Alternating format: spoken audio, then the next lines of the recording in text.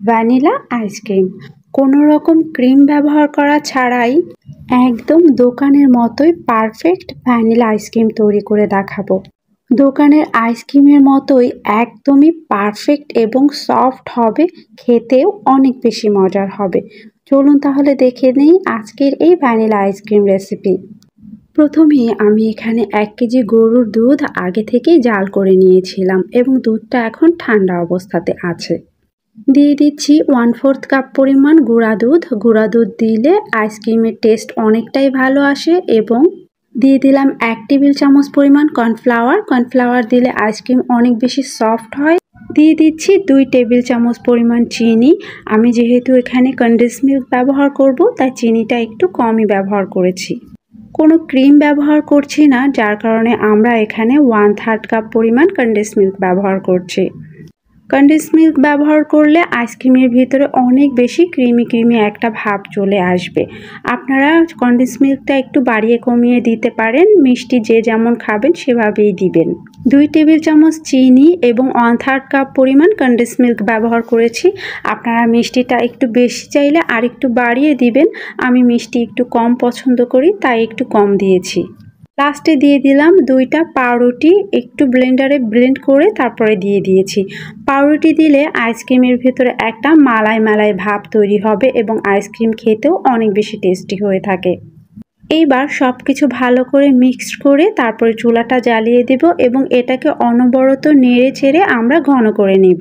এই দুধটা ঘন হতে কিন্তু খুব বেশি সময়ের প্রয়োজন হবে না, যেহেতু আমরা এখানে গুঁড়া দুধ ব্যবহার করেছি, কনডেন্স মিল্ক ব্যবহার করেছি, পাউরুটি এবং কর্নফ্লাওয়ার, প্রত্যেকটা জিনিসই দুধটাকে অনেক দ্রুত ঘন করে দিবে।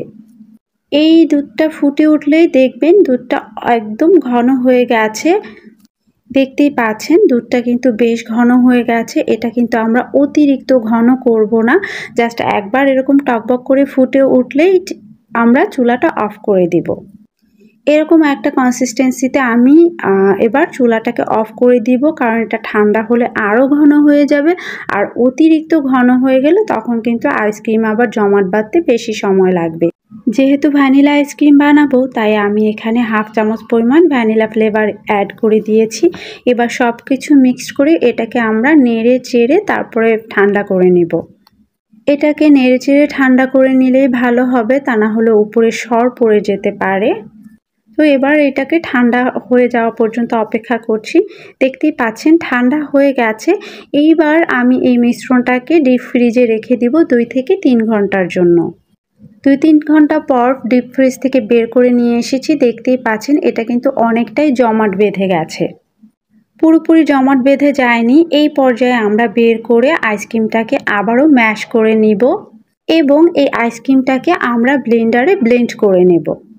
তাতে করে আইসক্রিমের ভেতরের যে একটা ফোমি এবং ক্রিমি টেক্সচার হয়, এই টেক্সচারটা তৈরি হবে এই স্টেপটা ফলো করলে। অবশ্যই এই স্টেপটা ফলো করতে হবে, তাহলেই কিন্তু দোকানের মতন একটা ফোমি এবং ক্রিমি আইসক্রিম আমরা পেয়ে যাব। ব্লেন্ড করা হয়ে গেছে, দেখতেই পাচ্ছেন কতটা ফোম তৈরি হয়ে গেছে এবং দোকানের আইসক্রিমের মতোই একটা মসৃণ একটা টেক্সচার আমরা কিন্তু পেয়ে গেছি। এইবার এই মিশ্রণটা দিয়ে আমরা আইসক্রিম বসিয়ে নেব। 2টা বক্স নিয়ে নিয়েছি এবং আইসক্রিমগুলোকে বসিয়ে নিলাম। একটা আইসক্রিমের বক্স নিয়েছি আর একটা নর্মাল বক্স নিয়ে নিলাম।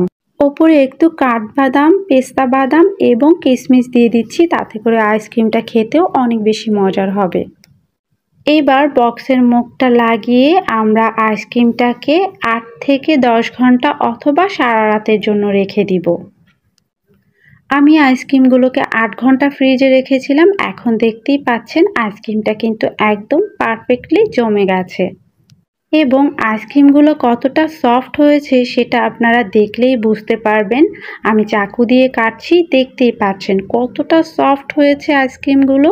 আর আইসক্রিমের ভেতরে কিন্তু ফোমি একটা ভাব চলে এসেছে এবং আইসক্রিমগুলো অনেক বেশি ক্রিমি হয়েছে।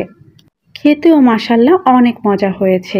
আশা করি আজকের এই আইসক্রিম রেসিপি আপনাদের সবার অনেক বেশি ভালো লাগবে। আজকে তাহলে এই পর্যন্তই, দেখা হবে আবার পরবর্তী নতুন রেসিপিতে। আল্লাহ হাফেজ।